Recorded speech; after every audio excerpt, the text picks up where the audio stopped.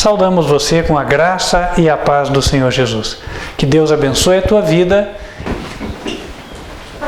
Como tinha dito antes, o tema de hoje, ele será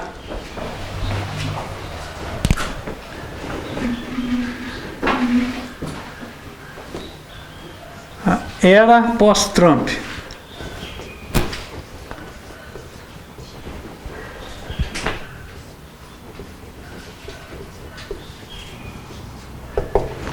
A profecia de Esdras.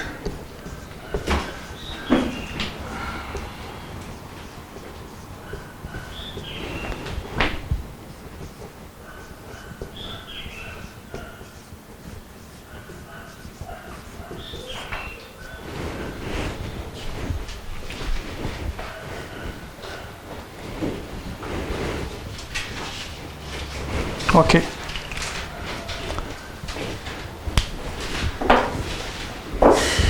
Alguns têm me perguntado, e agora? O que vai acontecer? O que vai ser? O Trump foi eleito, tivemos um ano tão conturbado, 2020, tanta coisa aconteceu. E o que nos aguarda? Vou dizer aos irmãos que Deus, Ele nos deu a sua palavra como uma âncora, que nos permite segurar o nosso navio em meio às tempestades, às ondas desta vida.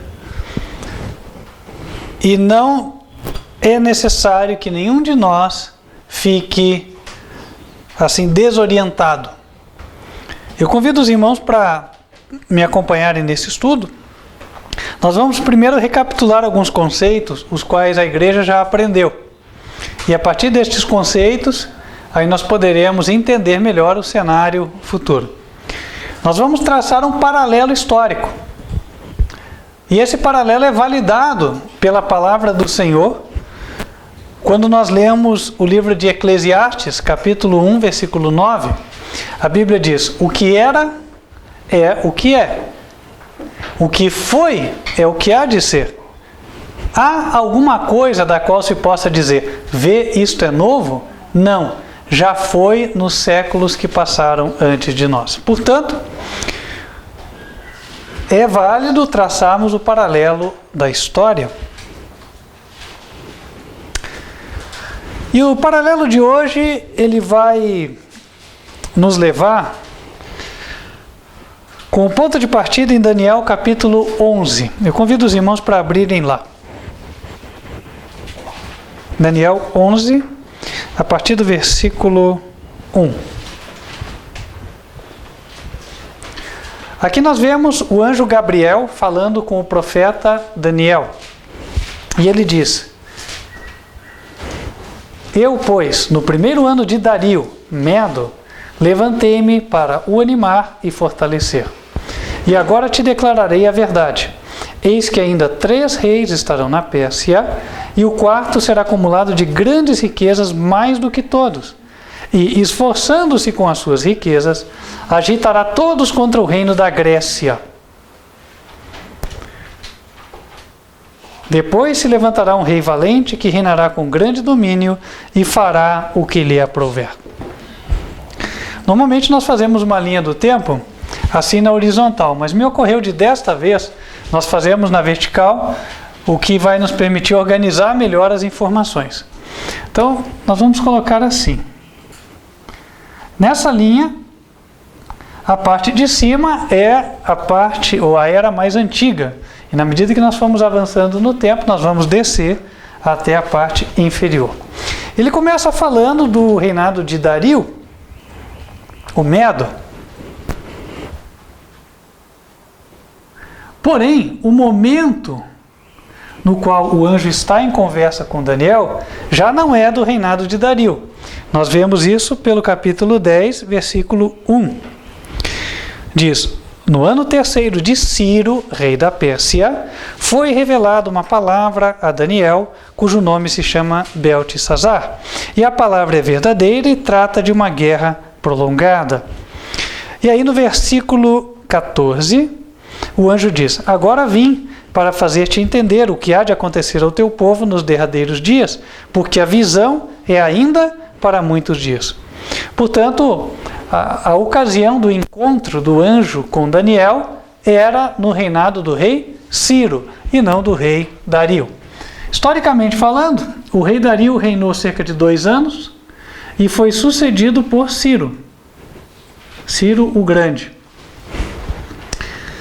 E a essa altura, eles estavam ali já no 3º ano. Então, o anjo declara que haveriam 3 reis ainda na Pérsia e o 4º entraria em guerra com o reino da Grécia. Então nós temos espaço para 3 nomes aqui.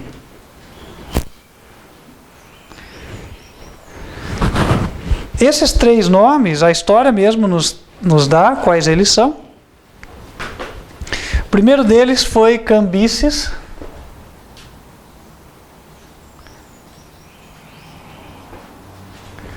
Eu até anotei aqui o tempo em que ele reinou, foi de 530 a 522 a.C., só por curiosidade.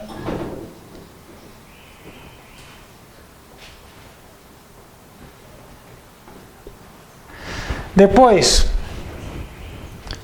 veio o falso Esmerdes. Já vou explicar o que é isso.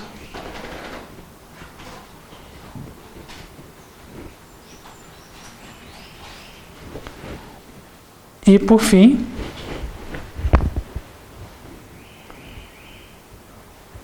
Dario I.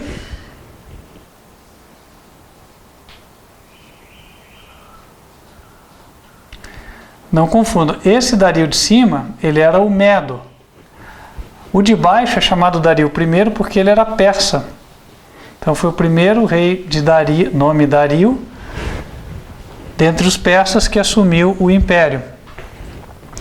Então aqui já são 3, né? Ele falou que depois aqui seriam 3, então o primeiro está aqui, segundo, terceiro.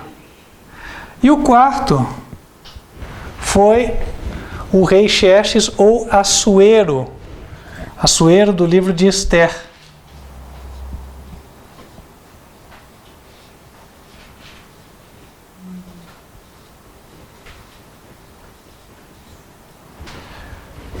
Esse foi o 4º.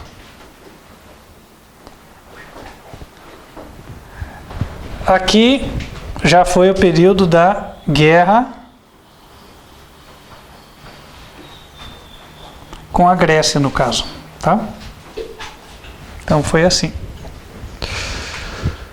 Nós já estudamos que essa história contada em forma de profecia pelo anjo Gabriel, ela encontra um paralelo nos nossos dias.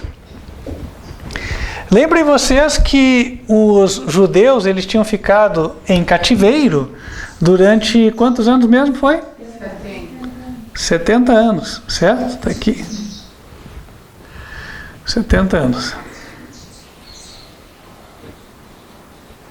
Então aqui foi cativeiro babilônico.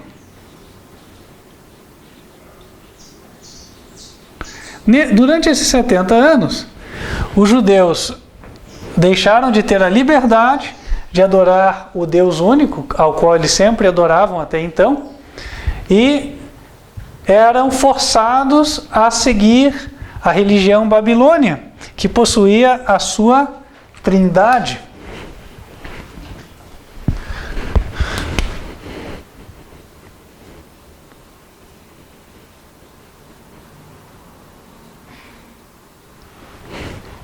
E nós já estudamos que isto encontra um paralelo no tempo moderno com outro povo que passou a ser conhecido como os guardadores do sábado, que são os adventistas do 7º dia. E aquela denominação, no ano de 1931,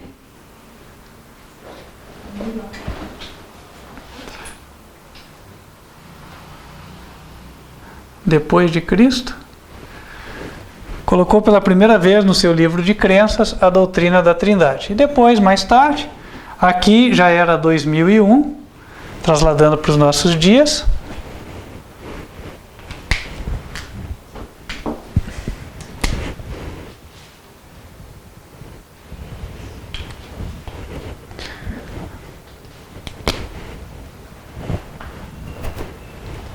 Só a gente tira essa palavrinha aqui para ficar mais fácil. Aqui.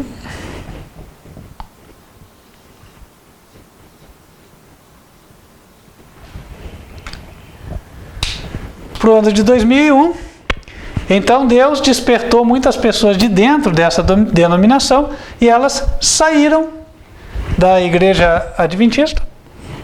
E mais tarde constituiu-se a Igreja do Senhor, onde hoje estamos, o Ministério Quarto Anjo, Advertência Final. Nesse contexto, o anjo, ele falou para Daniel o seguinte: olha, vão vir ainda 3 reis e o quarto vai fazer a guerra. O Império Medo-Persa, nós já vimos que ele tem a sua contrapartida hoje nos Estados Unidos da América. Por quê? A forma de governo do Império Medo-Persa é muito semelhante à de uma república, onde a lei tinha que ser obedecida pelo próprio governante depois que ele a sancionasse. Hoje, por exemplo, na república funciona assim: vem lá uma lei proposta pelo legislativo, essa lei é encaminhada para o presidente para sanção. Quer dizer que é a hora que ele vai assinar aprovando aquilo. Quando ele aprova, ele mesmo está sujeito àquela lei. Isso acontece nos Estados Unidos e acontecia no Império Medo-Persa. Uma história famosa que exemplifica isso é a história de Daniel na cova dos leões. Lembra, os irmãos? Daniel na cova dos leões. O que aconteceu? Os súditos do rei, com inveja de Daniel, enganaram o imperador e fizeram ele emitir um decreto dizendo que durante 30 dias só se podia fazer orações ao rei. Aí eles pegaram Daniel, porque Daniel orava a Deus, Daniel não deixou de orar, e aí ele foi acusado. Quando ele foi acusado, o rei se deu conta da trama, e segundo diz a Bíblia, ele fez de tudo para livrar Daniel. Em Daniel capítulo 6, versículo 13, é dito: então responderam e disseram diante do rei: Daniel, que é dos transportados de Judá, não tem feito caso de ti, ó rei, nem do edito que assinaste. Antes, 3 vezes por dia faz a sua oração. Ouvindo então o rei o negócio, ficou muito penalizado e, a favor de Daniel, propôs dentro do seu coração livrá-lo. E até o pôr do sol trabalhou por salvá-lo. Então aqueles homens foram juntos ao rei e disseram ao rei: sabe, ó rei, que é uma lei dos medos e dos persas, e que nenhum edito ou ordenança que o rei determine se pode mudar.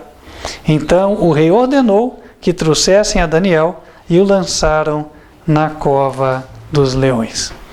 Então, aqui é a prova. Por outro lado,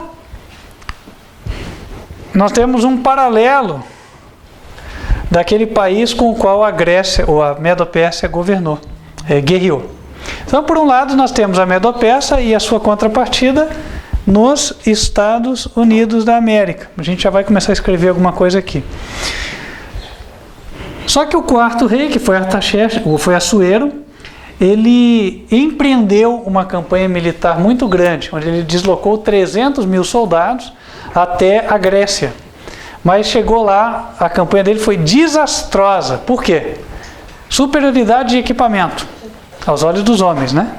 Aos olhos divinos é porque Deus já tinha dito que tinha acabado o tempo dos persas e tinha uma razão. Olha como as coisas coincidem. Assuero foi aquele que se casou com a rainha Esther, certo? E Assuero emitiu um decreto contra o povo de Deus. Lembram disso? Para matar todos os judeus. Eu vou só puxar um verso aqui para todos ficarem no mesmo entender, no mesmo patamar aqui. Esther, capítulo 3.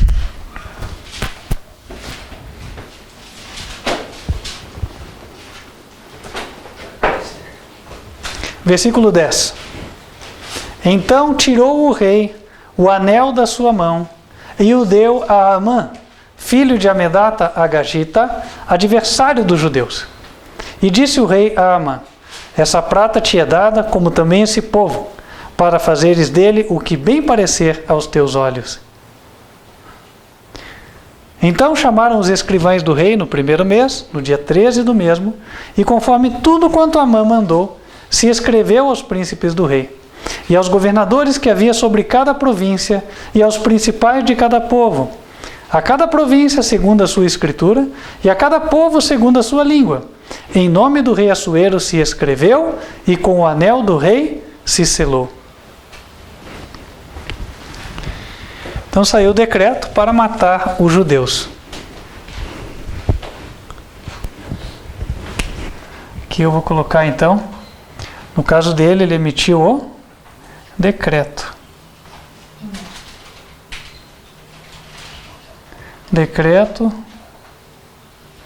contra os judeus guardadores do sábado. Porque quem estava por trás disso? Satanás, né? No fundo, ele queria destruir o povo de Deus.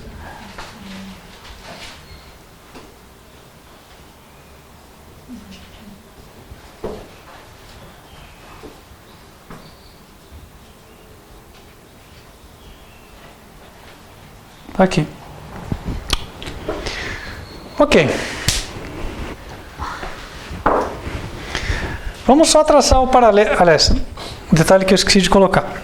Quando ele emite esse decreto, na mesma época ele vai fazer uma campanha militar na Grécia. Quando os 300 mil soldados de Assuero chegam lá, eles usavam escudos pequenos e muitas flechas, né? E espadas para guerrear. Então, até ali eles tinham sido vitoriosos porque eles tinham uma equipe de flecheiros muito grande. Então, antes do exército inimigo se aproximar, aquela chuva de flechas ia matando a infantaria. Agora, os gregos tinham uma forma de guerrear muito diferenciada. Eles tinham escudos grandes e lanças compridas. Então, os escudos defendiam os gregos das flechas e os peças, como tinham espadas curtas, não conseguiam se aproximar dos gregos. Até porque os gregos inventaram um método chamado a falange. Não sei se já ouviram falar da falange.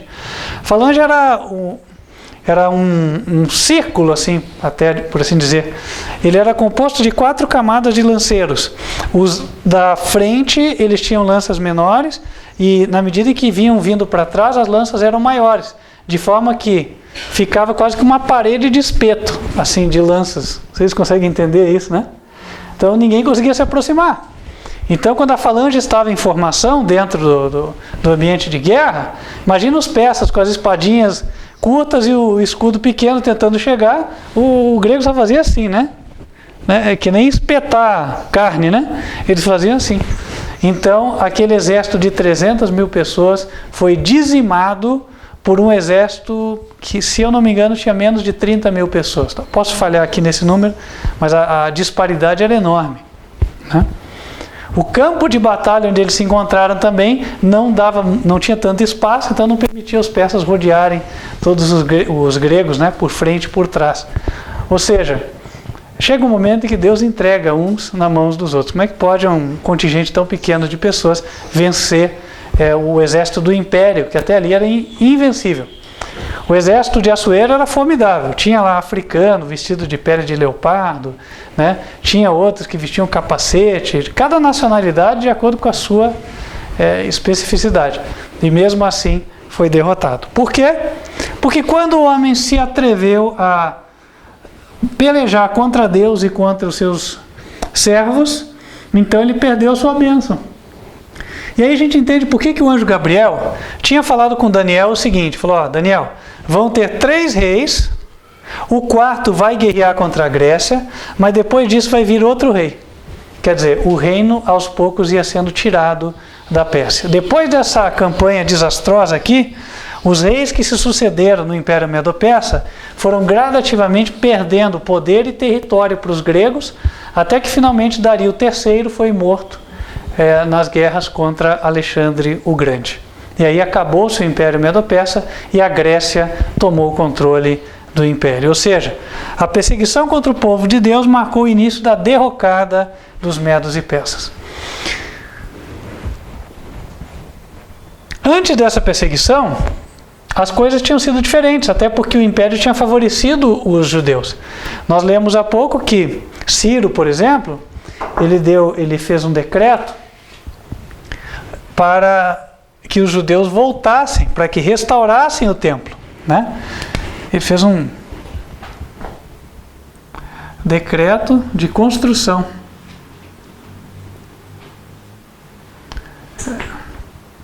Vamos colocar assim, um decreto favorável ou para a construção do templo.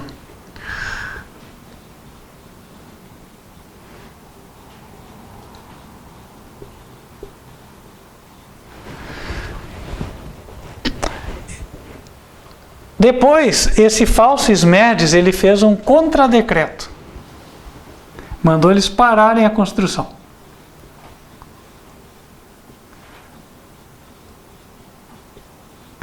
E por fim, Dario I, ele reiterou o decreto. Então ele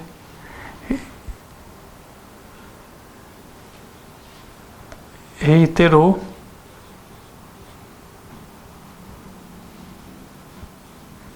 o decreto e até acrescentou algumas coisas. E outra coisa, depois de Xerxes, o rei que veio foi Artaxerxes, também é um rei bastante conhecido por quem estuda profecia. Quem foi Artaxerxes?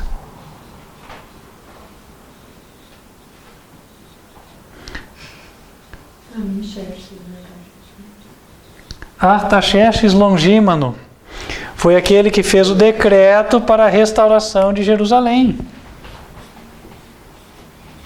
O decreto para a edificação.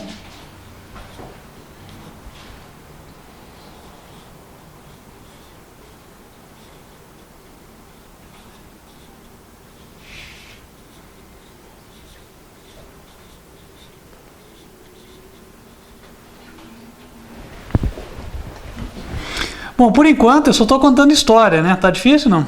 Não.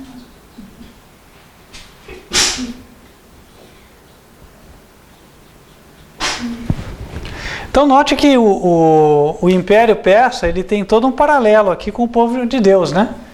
Você veja que no começo ele começou favorecendo o povo de Deus, autorizou eles a voltarem a construírem o templo. Depois veio esse falso Ismedes, que embora tenha feito um contradecreto, ele durou só 1 ano no poder, ele ficou só no ano de 522. Nem 1 ano, na verdade. Ele foi assassinado. Foi morto. E aí depois veio Dario I, reiterou o decreto de Ciro,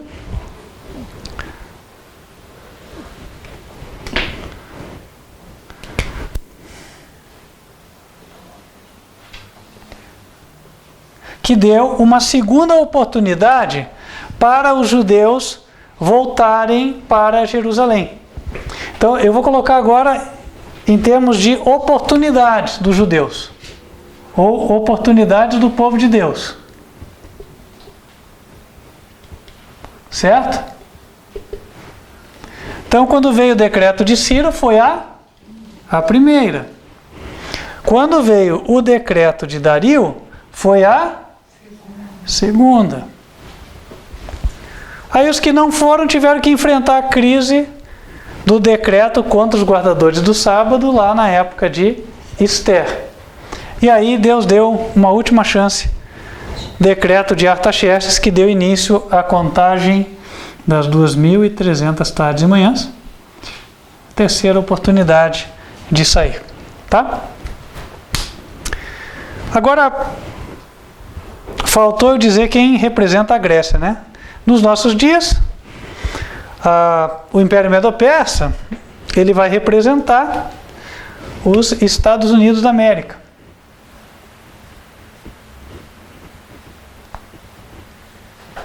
E aí nós vamos fazer o paralelo e transportar para os nossos dias e tirar as informações que nos são úteis para o presente. Está aqui.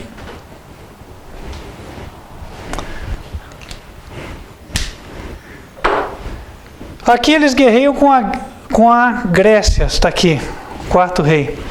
A Grécia, ela não foi um império que concedia assim tanta tolerância, tanta liberdade em termos de tradições, costumes e religião para os povos, não era.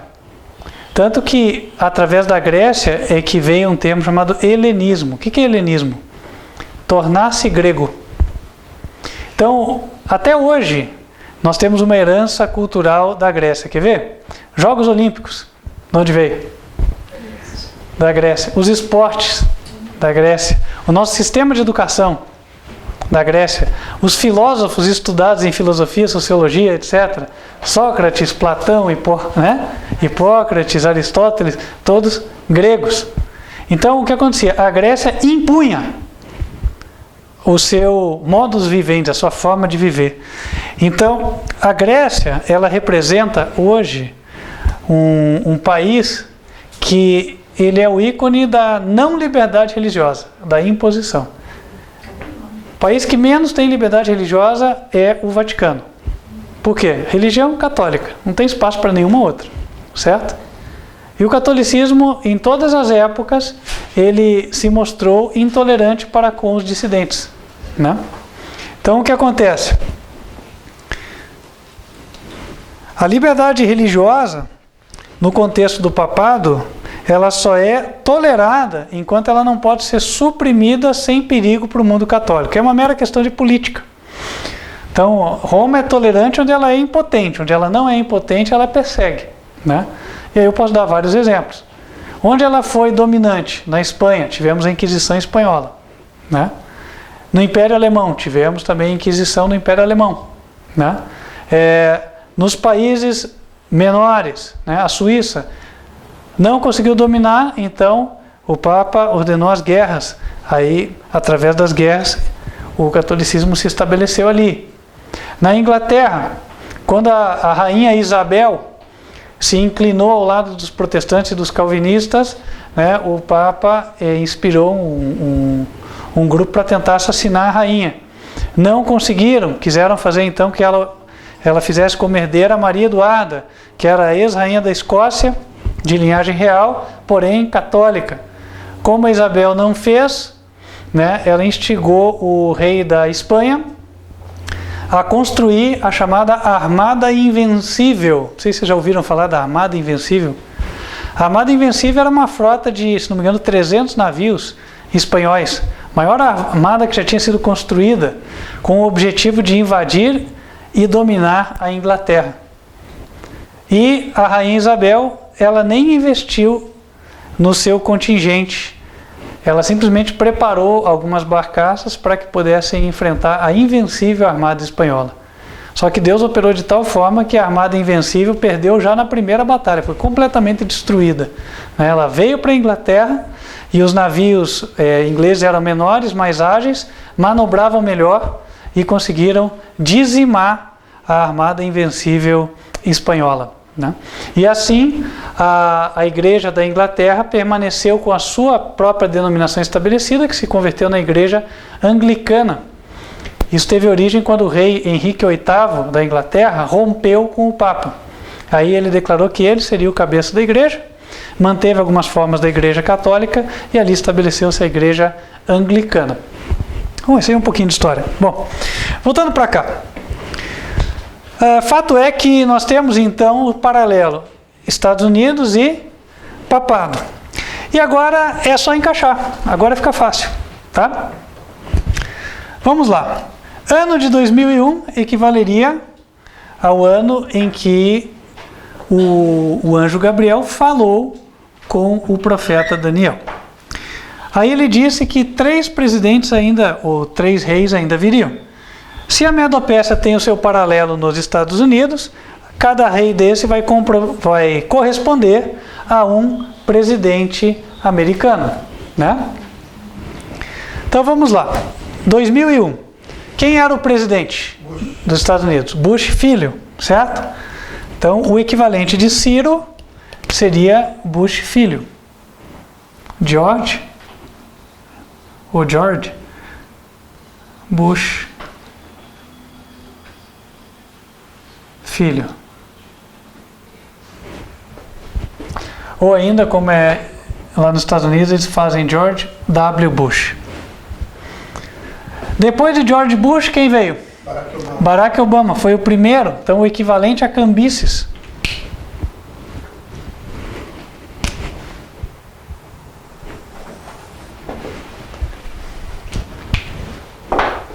Então o primeiro da série.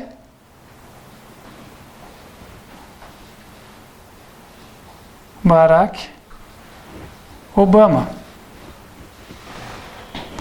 Depois, o segundo da série. Depois de Barack Obama, quem veio? Donald Trump.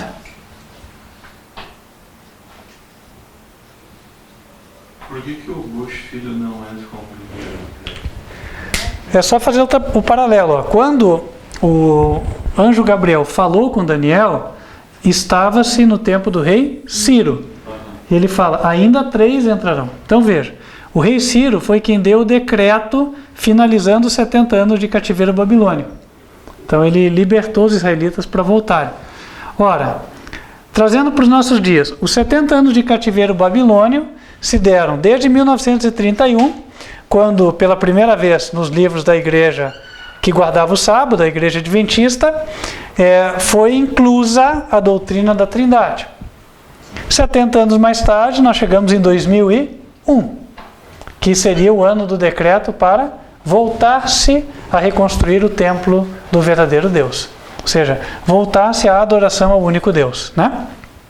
Isso aconteceu de fato. Eu sou uma das pessoas dessa época também, que juntamente com outros acabou recebendo esse chamado para sairmos de lá, né? Saímos da adoração falsa e fomos para a adoração do verdadeiro Deus, o único Deus, o Pai. Ciro corresponde, portanto, ao presidente americano que estava em 2001 no poder. Quem era ele? George Bush filho. 2001 foi o ano das Torres Gêmeas, só para a gente se lembrar, ele era o presidente, certo? Depois veio Barack Obama, então é o primeiro da série. O segundo da série foi o Falsis Médios, corresponde a Donald Trump. E aí o terceiro, agora nós já o vemos, né? Já tem nome, John Biden. Certo? Antes, quando estava essa disputa aí ainda, o Trump questionando a eleição, muita gente, ou alguns, né? Eu não sei se o nome dele escreve-se assim, tá? Ultimamente eu não tenho visto o jornal. J-U-H-N, né? Então tá bom. Vamos mudar aqui. Tem certeza? Joe Biden. Ah, Joe. J-O-E, né? Joe Biden, então. Não é John, é Joe.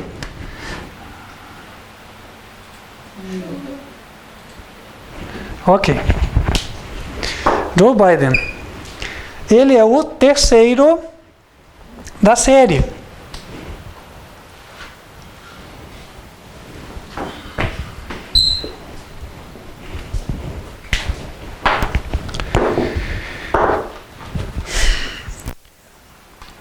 E agora, na medida que nós vamos analisando o paralelo, nós vamos tirando várias informações bastante interessantes.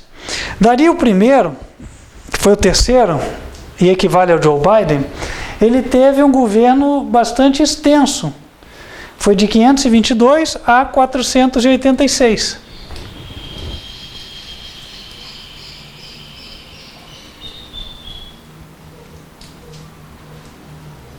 Então vamos analisar com respeito aos governantes primeiro. Cambyses, né, ele durou aqui cerca de 8 anos. O Falsis Médios durou menos de 1, foi o que menos durou. Por que ele é chamado de Falsis Médios? Porque ele não era da linhagem real. Então ele se apresentou como se fosse, só que passou um tempo, descobriram que ele não era, mataram ele e colocaram alguém que era da linhagem real. E eu enxerguei um paralelo disso aqui nos Estados Unidos, né?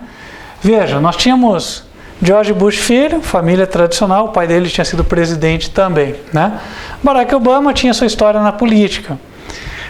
De repente vem Donald Trump, um franco atirador na eleição lá, onde parecia certo que a Hillary Clinton, que esta era da linhagem, por assim dizer, ia ganhar. Hillary Clinton, só para relembrar a todos, ela era a esposa de Bill Clinton, que foi presidente americano na década de 90 por 2 mandatos, certo?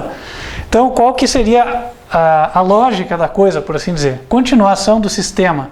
Ora, aqui em lugar de Donald Trump teria entrado Hillary Clinton. Só que ela não entrou alguém que não era, né, da linhagem. E é uma coisa que até já tinha me ocorrido à mente, falei, poxa, será que ele vai durar pouco tempo? Mas eu mantinha isso mais para mim, e de fato aconteceu. Né? Em toda a história americana, parece que é o único presidente que não foi reeleito, certo? Então, você veja que o paralelo ele começa a ganhar corpo, né? E agora, isso nos sinaliza uma coisa. Será então que vai se cumprir o paralelo aqui? Eu vou colocar como uma hipótese, não vou ser dogmático aqui. Mas isso nos leva a entender algumas coisas, tá? O reinado de Dario I, ou seja, do terceiro, ele foi um reinado comprido. Ele foi de 522 até 486, foram quase 40 anos lá atrás. Claro que hoje é inviável você pensar que o Joe Biden vai ficar 40 anos no poder. Já tem 80, impossível. Porém, será que ele eventualmente vai ficar mais tempo? Não sei, uma hipótese aí, eu não vou ser dogmático, não vou falar, mas é algo que está aberto e pode ter a sua possibilidade, né? Se for, seria Deus nos dando mais tempo. Por quê?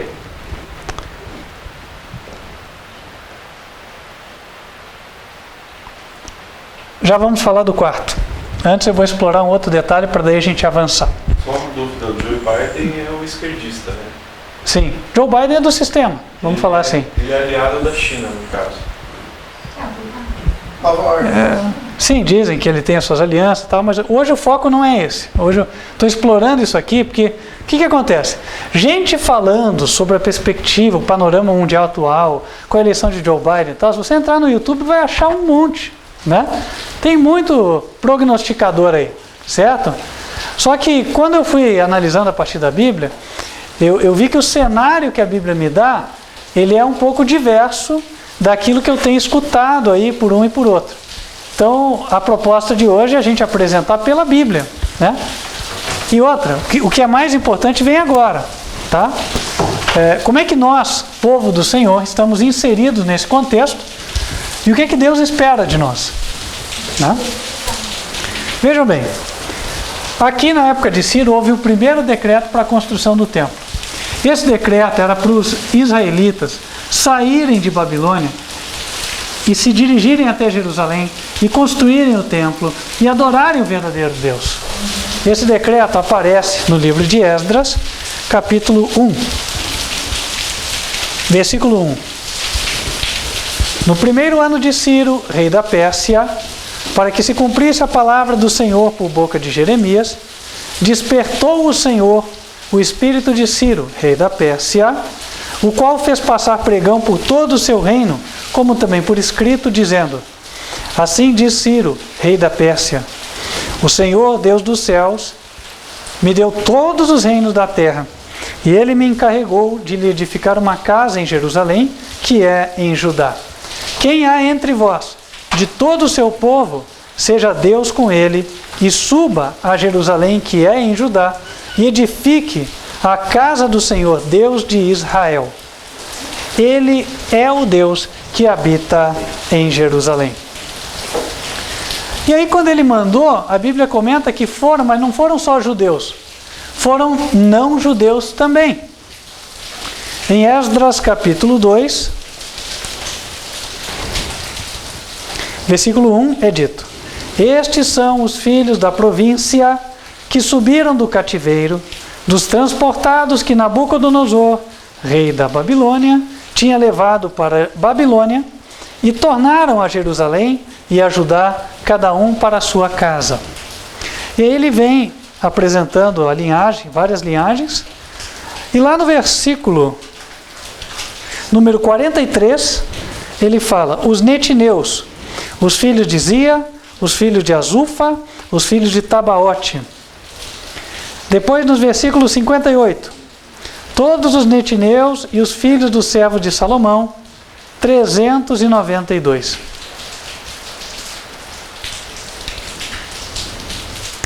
Quem eram esses netineus?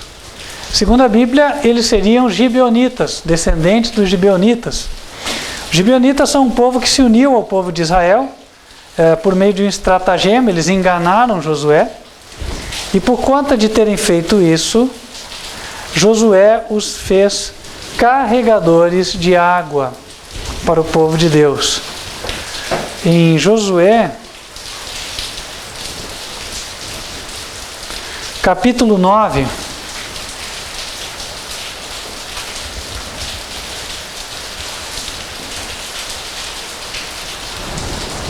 Josué capítulo 9, versículo 22, apresenta a conversa entre Josué e os gibeonitas. Só para saber que eram os gibeonitas, no verso 17 é dito: porque partindo os filhos de Israel, chegaram às suas cidades ao terceiro dia, e as suas cidades eram Gibeão, Sefira, e Beerote e Kiriate Jearim.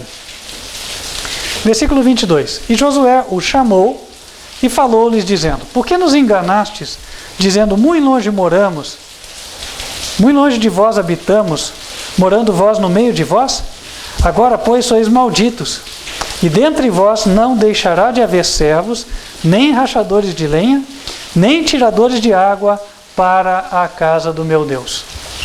E na época de Neemias, lá em Neemias capítulo 3, a Bíblia diz que os netineus ajudaram a construir as muralhas, e eles ficavam junto à porta das águas.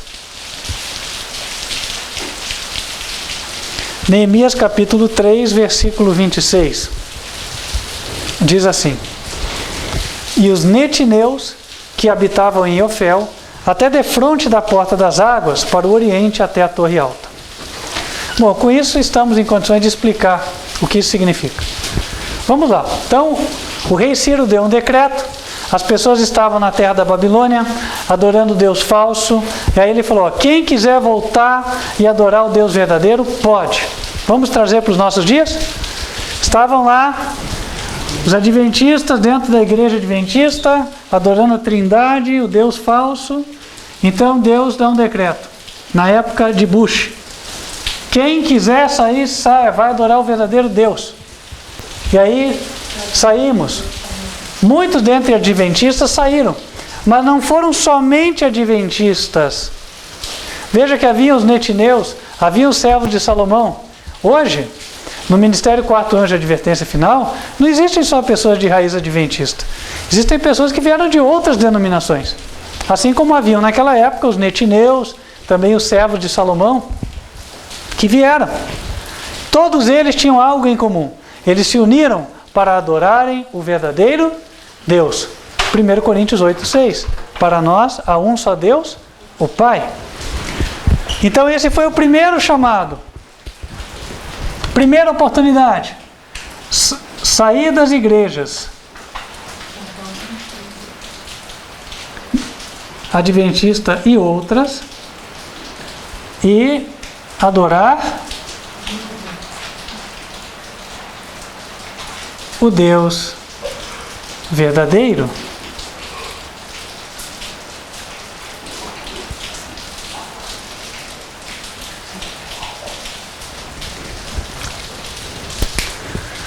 Só que, no decorrer do tempo, aconteceu que o povo arrefeceu os seus ânimos e praticamente parou de construir. No livro de Esdras,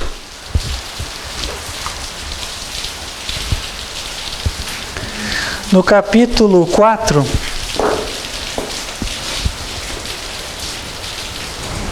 versículo 1, é dito assim: ouvindo, pois, os adversários de Judá e Benjamim, que os que tornavam do cativeiro edificavam o templo ao Senhor, Deus de Israel, chegaram-se a Zorobabel e aos chefes dos pais e disseram-lhes: deixai-nos edificar convosco, porque como vós buscaremos a vosso Deus. como também já lhe sacrificamos desde os dias de Esaradom, rei da Assíria, que nos mandou vir para aqui. Porém, Zorobabel e Jesua e os outros chefes dos pais de Israel lhe disseram: não convém que vós e nós edifiquemos a casa a nosso Deus, mas nós sós a edificaremos ao Senhor, Deus de Israel, como nos ordenou o rei Ciro, rei da Pérsia. Todavia o povo da terra debilitava as mãos do povo de Judá e inquietava-os no edificar. E alugaram contra eles conselheiros para frustrarem o seu plano todos os dias de Ciro, rei da Pérsia, até o reinado de Dario, rei da Pérsia. Verso 7. E nos dias de Artaxerxes, escreveu Bislão, Mitredade, Tabeel e outros de sua companhia a Artaxerxes, rei da Pérsia, e a carta estava escrito em caracteres aramaicos e na língua siríaca. Não vou ler toda a carta aqui, mas no versículo 13, um trecho da carta diz: saiba o rei que, se aquela cidade se reedificar e os muros se restaurarem, eles não pagarão os direitos, os tributos e as rendas, e assim se danificará a fazenda dos reis. E aí, como resposta, o rei mandou parar a construção. No versículo 23 se lê: então, depois que a cópia da carta do rei Artaxerxes se leu perante Reum e Sinzai, o escrivão, e seus companheiros, apressadamente foram eles a Jerusalém, aos judeus, e os impediram à força de braço e com violência. Então cessou a obra da casa de Deus que estava em Jerusalém, e cessou até o ano 2º do reinado de Dario, rei da Pérsia. Na prática, o apóstolo Paulo fala que nós somos pedras vivas, que estamos sendo edificadas. A reconstrução do templo tem a ver com a reconstrução do templo da alma dos membros do ministério aqui. No livro de Efésios,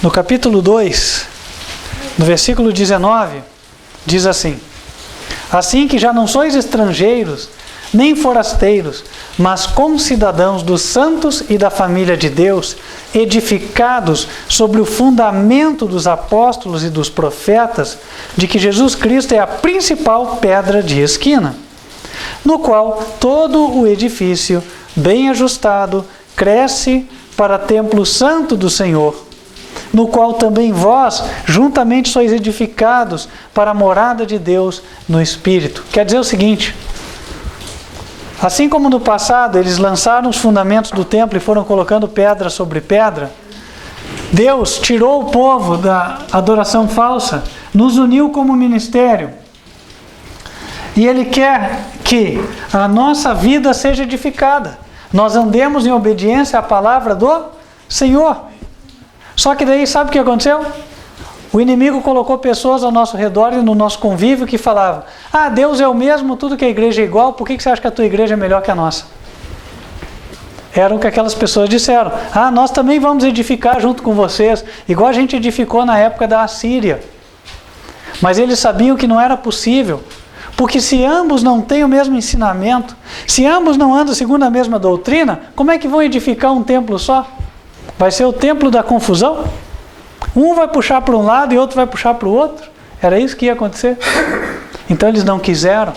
Mas quando eles não quiseram e prosseguiram, aqueles que no início se ofereceram e falaram: não, mas é bom, vocês fazem uma obra de Deus, a gente também vai ajudar. Agora eles se colocaram na posição contrária e alugaram conselheiros para ficar o quê? Tentando dissuadir. Não, isso aí é errado. Não, isso aí não é assim. Para de ir lá. Eu não aceito que você vá nesse ministério. Isso aí é tudo gente fanático, etc. Né? E aí o que aconteceu? Os edificadores foram se desanimando. É o equivalente ao contra-decreto. E na base da força, né? Da imposição, quiseram impedir os membros do ministério aqui de obedecer em casa, de obedecer no seu ambiente de trabalho, de obedecer a sua fé. E aí, lá no passado, o que aconteceu? As pessoas com fé pequena realmente pararam. Só que quando elas pararam, os negócios delas começaram a ir para trás. Nada dava certo. Os negócios temporais não iam para frente. E por que os negócios temporais não iam para frente? Porque elas não punham a Deus em primeiro lugar. E aí Deus mandou 2 profetas falarem com aquele povo. E esses 2 profetas escreveram 2 livros da Bíblia. Eu recomendo aos irmãos como tarefa de casa que leiam esses 2 livros. Não tem condições de ler aqui, o sermão ia ficar muito longo. Os 2 profetas que se levantaram para animar o povo, para que eles voltassem a edificar, ou seja, volta, põe a tua vida em ordem diante de Deus, obedeça em tudo, não deixa ninguém se interpor entre você e Deus, né? Esses 2 profetas se chamaram Ageu e Zacarias. Nós voltamos lá para o livro de Esdras e vamos ver que os profetas animaram os construtores. Esdras capítulo 5, versículo 1. E Ageu, profeta, e Zacarias, filho de Ido, profeta, profetizaram aos judeus que estavam em Judá e em Jerusalém, em nome do Deus de Israel. Então se levantaram Zorobabel, filho de Sealtiel, e Jesua, filho de Josadaque, e começaram a edificar a casa de Deus que está em Jerusalém. E com eles os profetas de Deus que os ajudavam. Só para vocês entenderem a tônica da mensagem de Ageu e Zacarias, convido vocês para abrirem em Ageu. Ageu capítulo 1.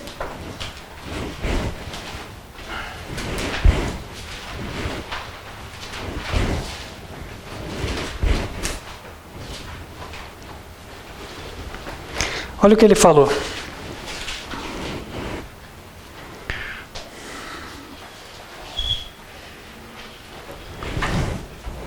Versículo 1. Ageu 1, verso 1.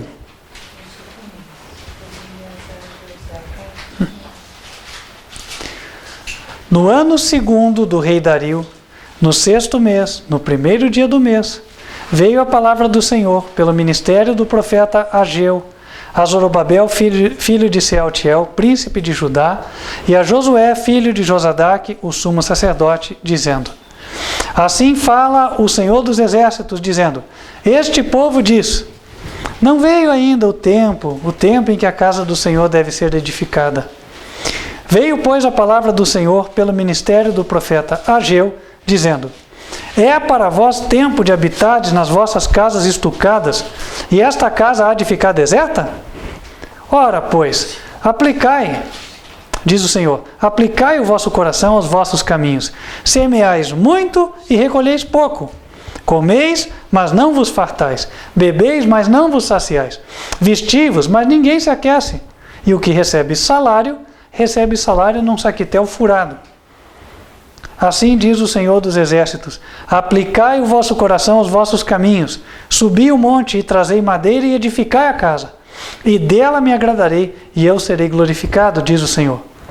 Olhastes para muito, mas eis que alcançastes pouco. E esse pouco, quando o trouxestes para casa, eu lhe assoprei. Por quê?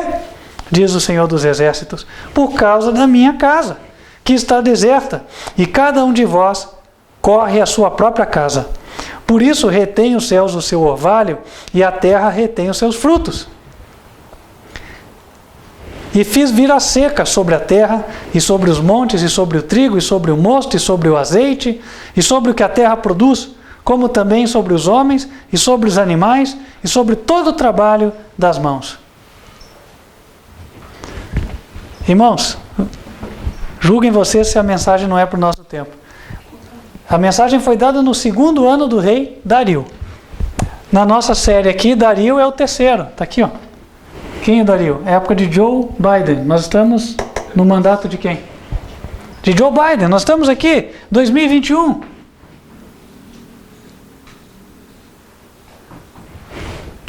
Veio o apelo. Está falando assim, ó. Vocês, Deus está falando para nós. Vocês deixaram de priorizar a mim. Por isso que vocês vão fazer os negócios, não dá certo. Vocês não ganham o suficiente. O que vocês entram, parece que entra num saco furado. Então, os negócios de vocês não vão para frente. E não vão porque estão sem a minha bênção. E por que estão sem a minha bênção? Estão sem a minha bênção porque vocês não estão priorizando a obra de Deus. Olha, a própria igreja do ministério, eu falei para vocês esse mês, não andamos. Não andamos. Por quê? Faltaram meios, né? Além disso, como é que está o templo espiritual? A obediência está ficando para amanhã porque eu estou sendo pressionado em casa ou no ambiente de trabalho, seja onde for. Deus falou, Ele não quer nenhum ser humano se interpondo entre você e Ele. A tua obediência tem que ser entre você e Ele, e ninguém vai atrapalhar isso aí. Amém. Posição firme ao lado de Deus. Porque não estava havendo essa posição, então não estava havendo a bênção. Mas Deus, sempre quando Ele manda uma advertência, uma reprovação, Ele vem com uma mensagem de esperança junto. Ele não quer só derrubar o ser humano. Ele quer derrubar o que está errado e ruim. Mas Ele quer reedificar. Ele quer construir o que é bom. E a mensagem de esperança vem. Em Ageu ainda, capítulo 1, versículo 14, é dito que naquela época eles atenderam ao conselho. E o Senhor, verso 12. Então ouviu Zorobabel, filho de Sealtiel, e Josué, filho de Josadaque, sumo sacerdote, e todo o resto do povo, a voz do Senhor seu Deus e as palavras do profeta Ageu, como o Senhor seu Deus o tinha enviado, e temeu o povo diante do Senhor. Então Ageu, o mensageiro do Senhor, falou ao povo conforme a mensagem do Senhor, dizendo: Eu sou convosco, diz o Senhor.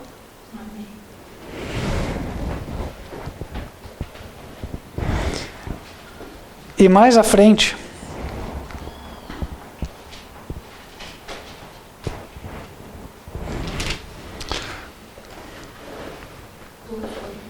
quando eles voltaram a construir, ele disse no capítulo 2, versículo 15: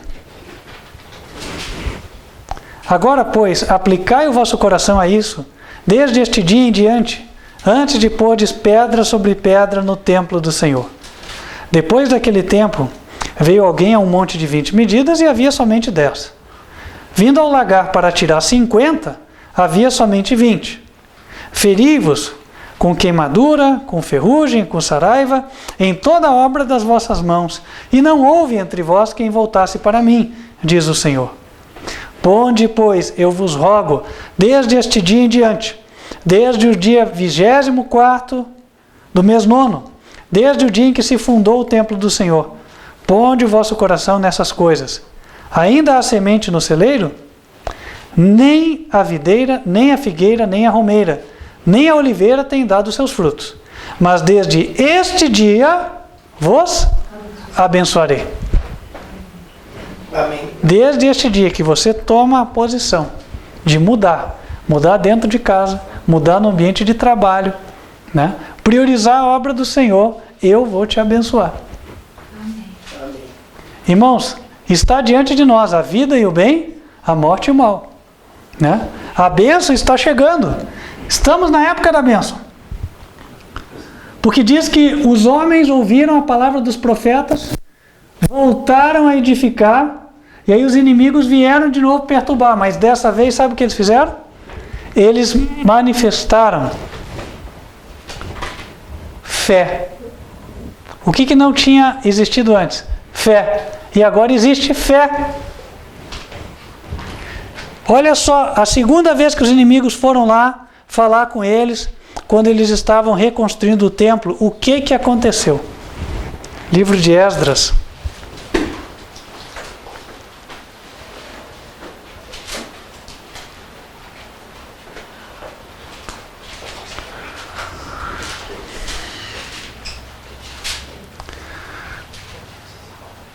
Capítulo 5, versículo 3.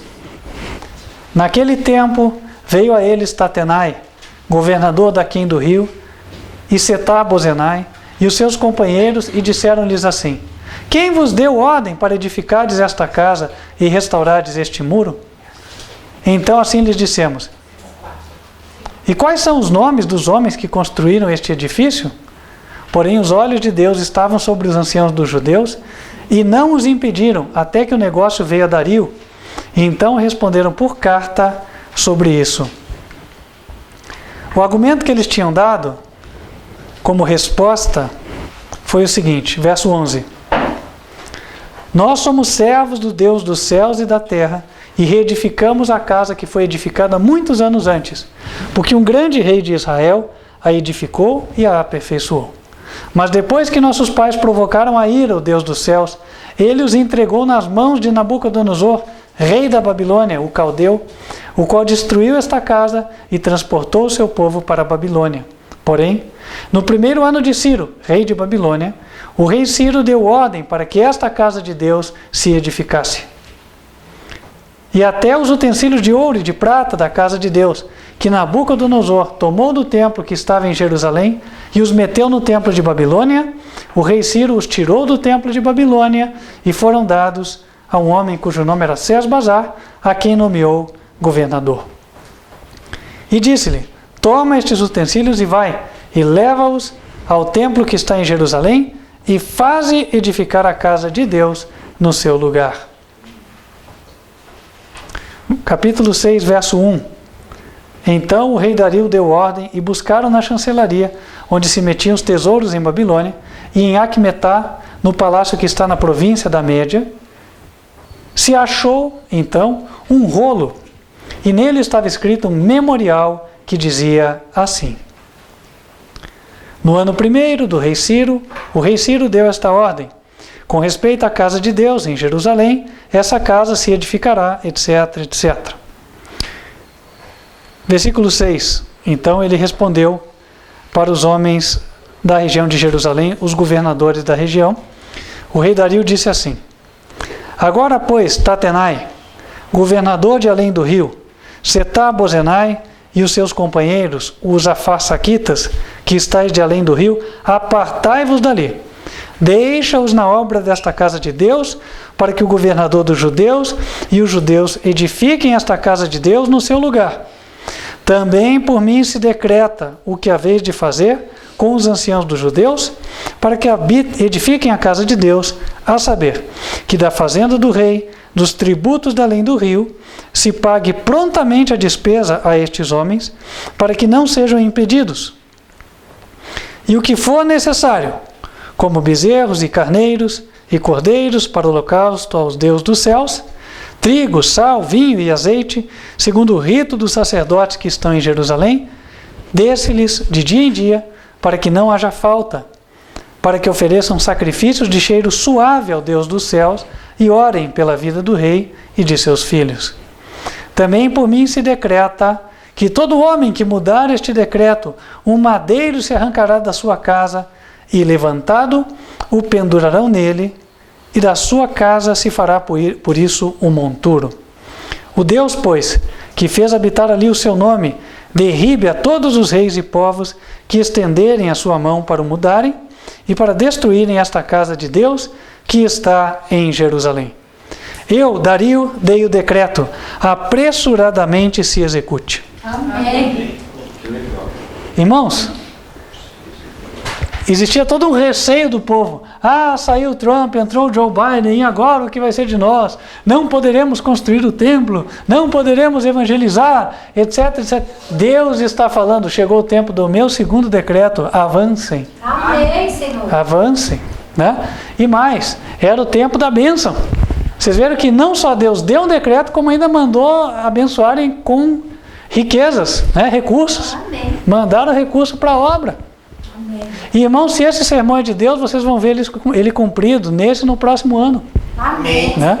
Então, aqui ninguém precisa ficar com dúvida. A prova dos 9 vai vir. Amém. Né? Então, se não acontecer nada disso nesses 2 anos, esse sermão não era de Deus. Mas se acontecer, vocês vão ter certeza de que esta era a palavra do Senhor para os nossos dias. Amém. E cada um de vocês, e eu também, nós podemos fazer a prova nas nossas vidas. Porque Ele falou para cada um, olha, teus negócios não estavam dando certo. Mas quando você começou a priorizar a minha obra, quando você priorizou a obediência, então teus negócios começaram a prosperar. Amém. Né? Então Deus pode e vai dar essa prova na vida de cada um. Nós estamos nesse tempo, é o tempo do equivalente de Dario I, é Joe Biden. Estamos aqui em 2021. Ali diz que Ageu falou no segundo ano de Dario. Então, se a correspondência for perfeita, seria o segundo ano de Joe Biden, 2022. Um ano de muita prosperidade, muita bênção para a obra do Senhor. Né? Meus queridos irmãos, antes da crise, Deus vai abençoar a sua obra. Vocês viram que até aqui nós comentamos só até o terceiro, né? Sim. O quarto, o que aconteceu no quarto? Decreto contra os observadores do sábado. No quarto, seria o quarto presidente, que ainda não veio. Decreto dominical. Nós esperamos o decreto dominical. Mundial. Né? Tem tanta gente falando agora, soltando vídeo, não, está vindo já o decreto, vem esse ano, vem ano que vem e tal. Não vai vir. Não vai vir. Né? Deus vai nos dar um tempo. Mas esse tempo é para ser bem aproveitado. E detalhe, neste segundo decreto de Dario, alguns judeus ainda puderam sair de Babilônia e vir para Jerusalém. Vamos fazer um comparativo hoje. Judeus em Babilônia e judeus em Jerusalém. Quem são? Judeus em Babilônia são os adventistas do sétimo dia. Estão lá. Judeus em Jerusalém, nós. Primeira vez que houve uma leva saindo de Babilônia, ou seja, da adventista, para a adoração verdadeira. Nos idos de 2001, houve o primeiro decreto. Agora está chegando a época do segundo decreto. É interessante que a gente vai encaixando as coisas, né? Hoje eu estava assim com a cabeça meio... Faz 4 dias que eu sonho com adventistas, seguidos assim. Eu fiquei pensando, mas por quê? Né? Faz 20 anos que eu não estou mais lá. Mas 20 anos, é outra vida já, você está em outra história, né? Acabou, não tem raiz mais lá. Faz muito tempo. Mas quem sabe Deus, porque Ele queria nos abrir os olhos e fazer-nos enxergar essas coisas, Ele nos dá a entender. Quem está na adventista, o que tem que fazer? Sair. Sai agora. Você está metido na igreja babilônica. E não venha dizer que Ellen White não mandou chamar a igreja de Babilônia. Isso foi há mais de 100 anos atrás. Em 100 anos muita coisa mudou. A denominação de hoje não tem absolutamente nada que ver com aquela denominação que existia na época de Ellen White. E você sabe disso. Que o que eu estou falando é verdade. Porque se você está nessa igreja há 20 anos que seja, você já viu muita mudança aí. Tem gente me falando que no culto já tem vela. No dia da Santa Ceia, o pastor já veste com aquela bata parecida com o padre. Cada aberração que eu nunca ouvi, e é isso na Bahia. Né? Em Mato Grosso já ouvi isso aí também. Então assim, estão enfiando o catolicismo goela abaixo lá dentro da denominação, e o povo, na cegueira e no orgulho, está ficando. Né? É difícil falar com o adventista, porque você vai falar, isso eu já sei. Não, eu sei. Sei. É assim. E Deus já falou que você é assim mesmo. Porque lá em Apocalipse 3 falou assim, você diz, rico sou e de nada tenho falta. Então escuta o que ele complementa. E na verdade não sabes que és miserável, pobre, cego e nu. É você mesmo, adventista, é você que está nessa situação. Não adianta olhar para o lado ou para trás, é você. E quem fala isso é o próprio Cristo. É quem manda a mensagem para as igrejas e você sabe que é Ele.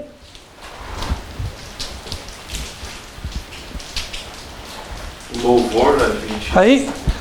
Aí você vai argumentar com Cristo? Vai rebater? Porque vocês adoram discutir. Por isso que não dá para falar com vocês.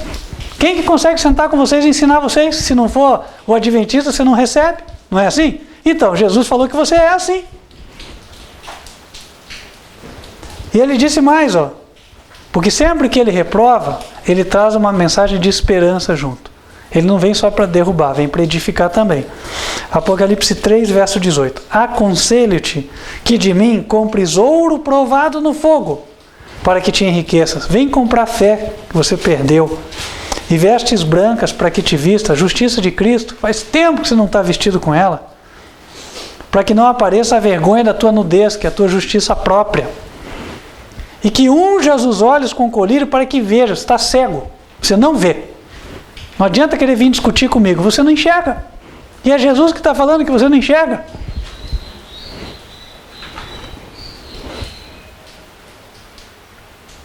Verso 19. Eu repreendo e castigo a todos quantos amo. Jesus te ama, quer que você venha. Sê, pois, zeloso, arrepende-te. Abre o teu coração, deixa ele falar com você. E mais, ele está mostrando que agora o chamado não é para denominação. Não adianta você manter esse pensamento de que esta igreja é a menina dos olhos de Deus, Deus ainda vai restaurar essa igreja, eu vou ficar dentro dela, porque quem sai é que são os errados. O apelo que ele faz na carta é individual. Para quem quiser sair daí, porque a denominação não vai sair da posição em que está. Apocalipse 3, verso 20. Jesus falando, é ele, não sou eu, ele. Eis que estou à porta e bato.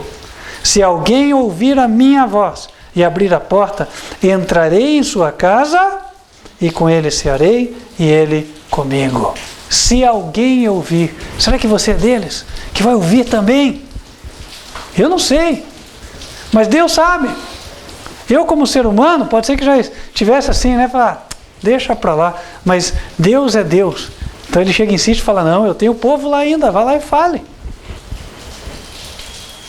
Agora, a denominação, ele deixou claro o que vai acontecer com ela. Versículo 16. Assim, porque és morno e não és frio nem quente, vomitar-te-ei da minha boca. É morno. Não tem mais aquele missionário que está dando a vida, está lá na África, lá em outro lugar, tal, arriscando o seu pescoço, por assim dizer. Pobre, não está dependendo de salário da igreja, nem de benefício. Está indo lá de moto próprio, abrindo novos campos. Acabou isso aí, não é verdade? Agora a maioria das igrejas é banco estofado, ar-condicionado, bateria lá dentro, não é assim?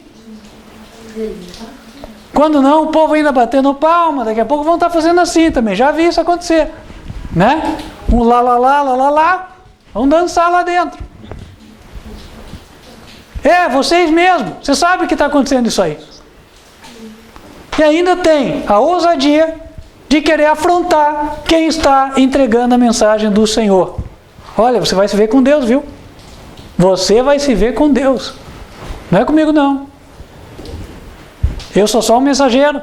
Eu sou a voz. A palavra é dele. Então, meus queridos irmãos, apelo de Deus a todos nós. Aproveitemos o tempo. Nos é dado um segundo tempo aqui. Nos é dada uma segunda oportunidade. Todos nós temos essa oportunidade. Inclusive, quem está em qualquer denominação. Notem que, quando voltaram para Jerusalém, voltaram também netineus, voltaram também servos de Salomão. E a respeito dos netineus, segundo os registros históricos informam, alguns deles pelo menos, os netineus chegaram a ser considerados como iguais aos judeus, participantes dos mesmos privilégios.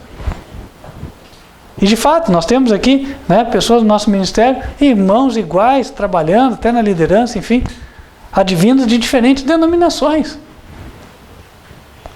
Deus não olha a aparência do homem. Deus não olha a placa de onde você saiu ou onde você esteve. Deus olha o teu coração. Se o teu coração for aberto, você é um escolhido. Você é uma escolhida. O que Ele quer?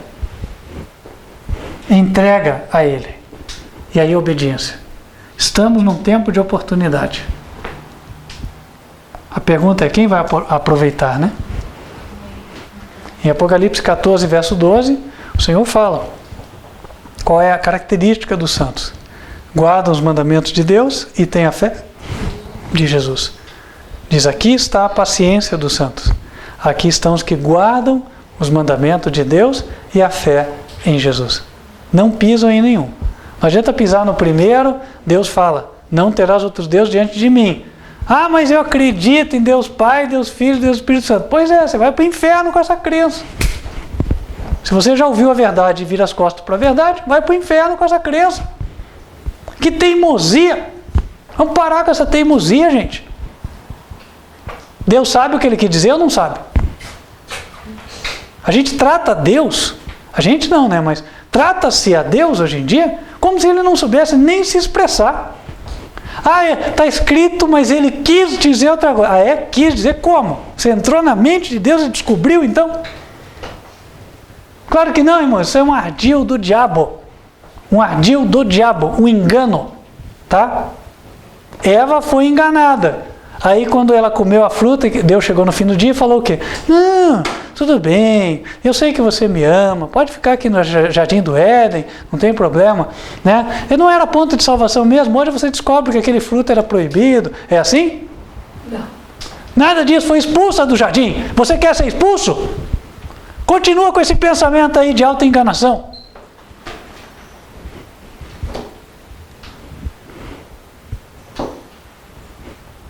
Que duro. Quando o coração está duro, você tem que quebrar ele com martelo, não tem outro jeito. Não adianta só passar a mãozinha na cabeça, né? Mas lembre-se, Deus só fere quando é para curar. Deus quer te salvar, Jesus te ama. Ele quer que você esteja onde? Aqui, nesse ministério. Ministério Quarto Anjo, Advertência Final. Você vai ser bem recebido. Mas eu já falei mal, já virei as costas e tal. E o filho pródigo, o que ele fez? Também foi mal, desperdiçou os bens do pai, não é assim? Gastou em festa, fez tudo. Mas quando ele voltou, ele foi acolhido. Então venha, você vai ser acolhido.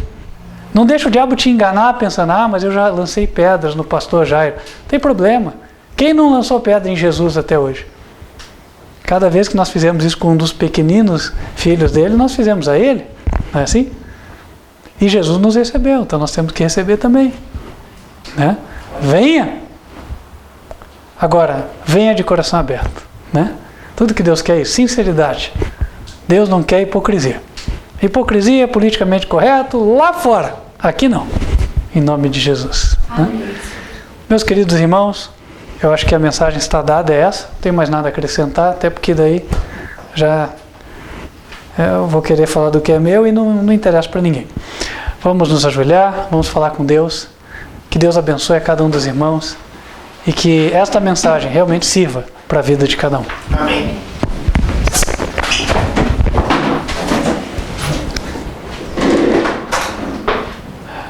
Santo bom Pai, que nos altos céus habitas, te louvamos, te agradecemos, porque o Senhor é maravilhoso, o Senhor não nos deixa sem uma guia, o Senhor nos mostra o caminho e contigo não precisamos nunca estarmos desorientados. Obrigado por essa luz que nos anima, nos norteia, nos dirige e nos dá força, Senhor. Abençoe para que andemos em harmonia com o que o Senhor tem nos revelado. Amém. E as vitórias possam acontecer. Que diante dos nossos olhos, pela fé, vejamos o Senhor fazer muita coisa. Amém. E que o Evangelho também chegue a toda nação, tribo, língua e povo. Fortaleça o teu povo, a Deus, o que está aqui e aquele que tem se unido e que se encontra distante. Amém. Que possamos ser um em propósito, um em união, em unidade e em igreja, como o Senhor deseja. Amém. Como o Senhor Jesus é contigo. É o que pedimos em nome de Cristo Jesus. Amém. Amém.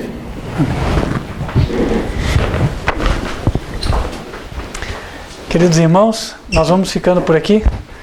Queria estender o convite para você que nos acompanhou hoje, para continuar assistindo as mensagens, que elas são transmitidas ao vivo aos sábados, em 2 horários. 15 para as 10 da manhã, a Escola Bíblica das Crianças, e 11 horas da manhã, a mensagem do culto. Você nos encontra em 2 lugares, ou no site advertenciafinal.com, ou no canal youtube.com/TV Advertência Final. Divulgue o canal, fale especialmente para aqueles que moram fora do país, aqueles que conhecem outros idiomas. Note que no canal nós temos outros canais linkados, que também são de outros idiomas, espanhol, inglês e assim vai. Que as pessoas também possam ter o benefício ao receber as mensagens que lá se encontram. Espero estarmos juntos na próxima semana, que Deus te abençoe e vamos invocar as bênçãos do Senhor sobre a tua vida antes de encerrarmos a transmissão. Vamos fechar os olhos? Que o Senhor te abençoe e te guarde. Que o Senhor faça resplandecer o seu rosto sobre ti e de ti tenha misericórdia. Que Que o Senhor levante sobre ti o seu rosto e te dê a paz. Amém. Deus te abençoe. Espero que estejamos juntos nas próximas oportunidades. Até lá.